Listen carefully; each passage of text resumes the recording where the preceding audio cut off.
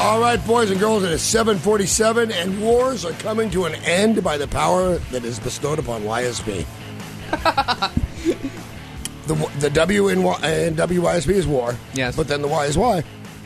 War, why? Okay. See, we can heal anything. At least we have that kind of juice. Sure. We have Lorraine Ranalli. Am I doing that correctly? Yes, you are. As an Italian, I should make sure to be doing that correctly. Oh, Lorraine, I can screw up, but Ranalli, I better get right. It's funny. I don't even think I called myself an Italian from South Philly. I called myself an Italian from Philly and then made a reference to South Philly. And people from South Philly called up and yelled at me. Oh, really? And then luckily I remembered exactly what I said. And I said, dude, I said I would need a GPS to find South Philly. I never said, because a guy called up and actually said these words. What corner? Oh, you take it very, very I went, personally. what? Yeah. And he goes, what corner? That's how we tell. What corner? I go, dude, I don't know what you're talking about. And he yelled at me. And I said, dude, I just finished saying I need Magellan, who happened to be one of us, by the way, to find South Philly. But you refer to yourself as raised an Italian South Philly, but not in South Philly. Raised South Philly Italian, which is different than Right. any other kind of Italian in the country. Right. So I could have gotten away with the statement had I said I was raised South Philly Italian, but I was raised in the burbs. Right, if your parents were from South Philly. My parents were from Jessup, man. They dug Italian coal to town. heat the stove to cook the pasta. You don't get any more Italian than that. So you've written a book called The Gravy Wars. Why? What compelled you to write a book called Gravy Wars? Well, it's funny. There's several things that instigated it. First of all, there's always a war around the dinner table who makes the best gravy, and we're very competitive within the family. Very true. My brother, who married an Irish girl, God bless her, and I talk about her in the book, Eileen. You say God bless her, but that's not what you say at night. No, I love her. I don't know, Lorraine. Well, you know what? I'd like to God bless Joseph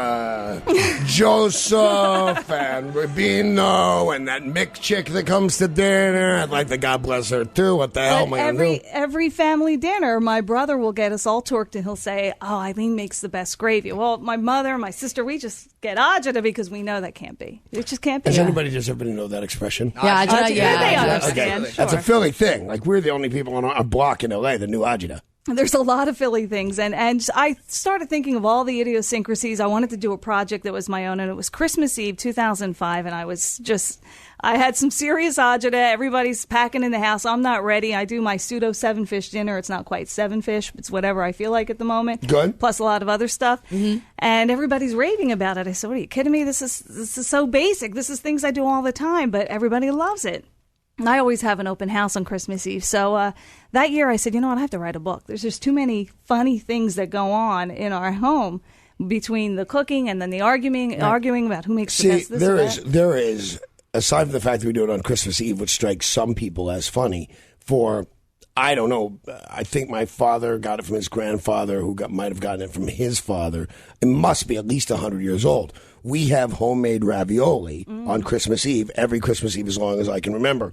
And my father did it as long as I can remember and then had a stroke. Wow. And then to make homemade ravioli is very difficult. You use a thing it looks like an egg carton, a steel egg carton with ridges, and you put the dough over it, right? And then you stuff it with, in our case, meat, 3 different kinds of meat and spinach. Then you put the other kind of dough on top of it, and you roll that with a pin, and then you separate them each with a knife, and then you close each individual one with a fork. It's a lot of work. Yeah. It's months in preparation for the Bonaduce traditional Christmas ravioli. But there's nothing funny about it. Fights break out. The fork that's supposed to be going on the ravioli goes into somebody's shoulder. One year, my sister, and we've had the same recipe for generations, made the regular recipe enough for everyone, but just for fun, made 24 crab raviolis. Oh. You would have thought she had blasphemed. Wow. I thought we were going to shun the poor girl. Yeah. I thought we were going to go make her live with the Amish. Really, for making crab ravioli that you didn't have to try if you didn't want to. Right. And they were delicious. But she never made that mistake again. Why are some of the traditions so strong in South Philly? You know, it's funny you say that because I think it's that competitiveness. We all want to claim that we have the original. We know what it's like in the old country. And when I was putting the book together, after I put the book together, I talked to the Philadelphia Tourism Department, hooked me up with their rep in Italy. This guy's name's Massimo. And Massimo, of course it is. And he says to me, it's his job to try to promote tourism from Italy to Philadelphia. And he says, Lorena, you have a nicer book here. but it's not written in Italian. I said, well, and he says another thing.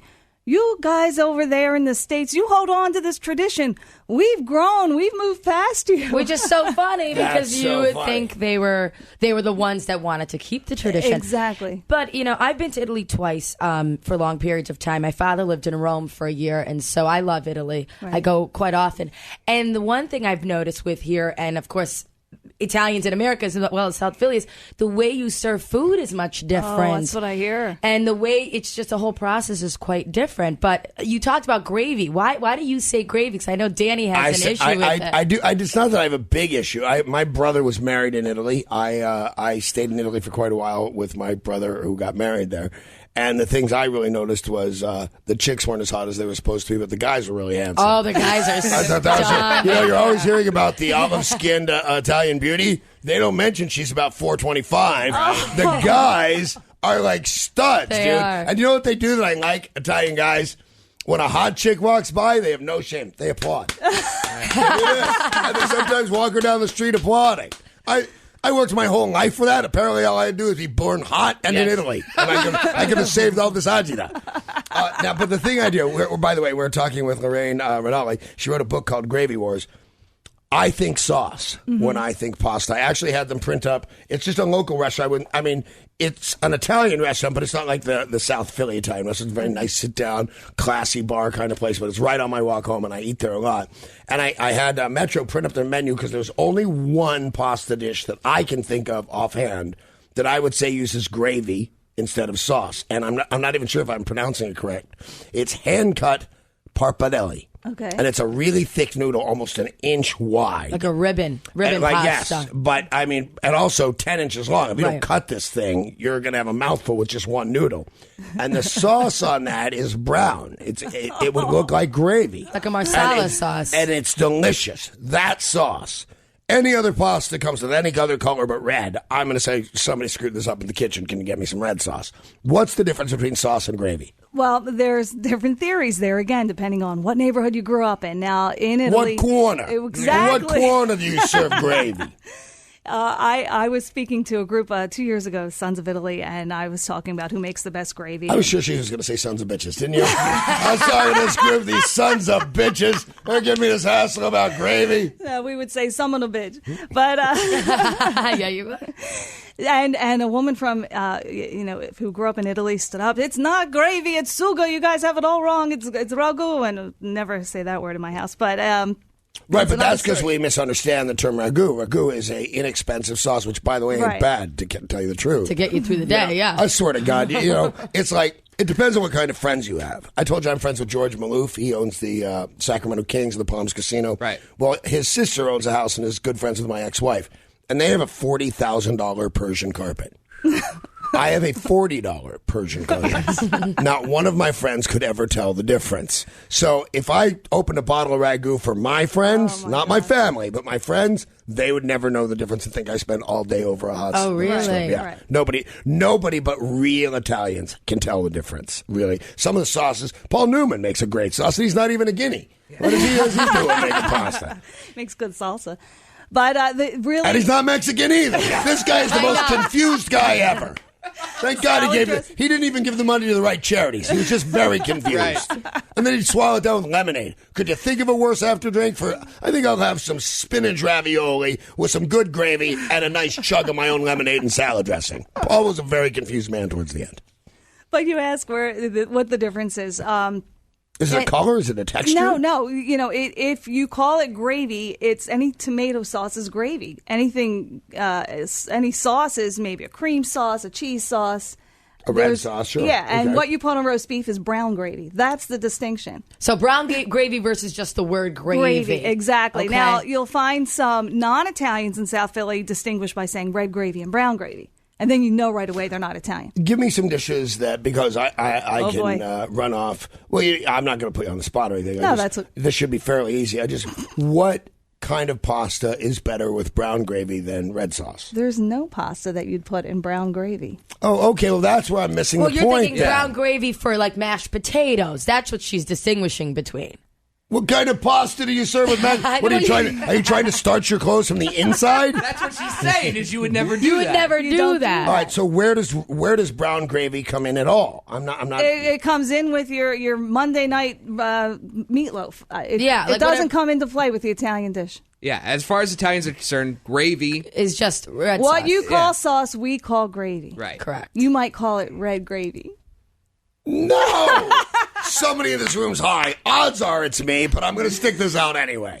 All right, so a French dip sandwich. Right. Okay. Which you would dip in what they call au jus. But I always found dipping in au jus kind of rude, especially if you didn't want it. But if you dip it in, that's also a gravy to me. That's kind of a gravy or a sauce, or it's anything you want it to be. But so you're now saying, just to get me a little less confused, if you put it on a pasta, you wouldn't put it's that a sauce. No, it's you wouldn't. Right? I didn't get that. I thought you were saying there were certain pastas that were better with a gravy because of the gravy wars. Otherwise, no. The gravy war is, do you call it gravy or sauce? That's another war within the war. The war is who makes the best. It's, do you call it gravy or sauce? I grew up explaining to my friends in the burbs who weren't Italian or weren't South Philadelphia Italian, gravy is the red stuff. It's the stuff that you put on your pasta and your meatballs. Which, by the way, in Italy, I understand. I've never been there, but I understand they do not serve spaghetti and meatballs in the same plate. They do not. You get meat first. It's different, right? And then pasta, and then it's all different. You know what I wanted to ask you before I die of coughing? Mm-hmm. The 7 fishes you mentioned. Mm-hmm. I know some Italians that do eels, and they'll put the eels right on the dining table, and you almost eat them by hand. I don't know if I'm making this up or if I've heard this before. If it swims, it counts. Yeah. Okay, so tell me about the 7 fishes. Well, I don't do 7, and I do maybe 3 or 5. The superstitious side of us, you have to do an odd number. Don't ask me why. I believe the true Italian 7 fish does not include crustaceo, but we do. So, in my house, crab counts, shrimp counts, lobster counts. Lobster always counts. Of course, I don't make it. It counts as a yummy deal, and it counts on your wallet because it's like $27 an ounce now. It's more expensive than blow. You'd rather do a line and not be hungry than order the lobster. Do a line of lobster. All right, so I'm glad I cleared up on the gravy wars, that they are not in competition with one another. We're not competing against brown and red. Gravy is red. Some people argue that that's called sauce. Right. No, we got Mike from South Philly. But it's a Philadelphia thing. We got Mike from South Philly, which means we've got an expert on the line. There you go. Mike. Yeah. Before you tell me anything, tell me this. What corner? What corner? What corner do you live on in South Philly? 41st and Jackson. Okay, now that's a South Philly knows the answer to that question because I don't know, wherever the bus stops. All right, so you're a South Philly Italian, Mike. Tell me, you want to clarify sauce and gravy? Please do, because I'm still a tad confused. You got 3 things. You got sauce, you got gravy, and you got marinara. When your mom cooks your gravy, what she does is she sears the meatballs or the sausage or whatever meat she's making in a pan. She doesn't cook it completely. She puts it in the marinara on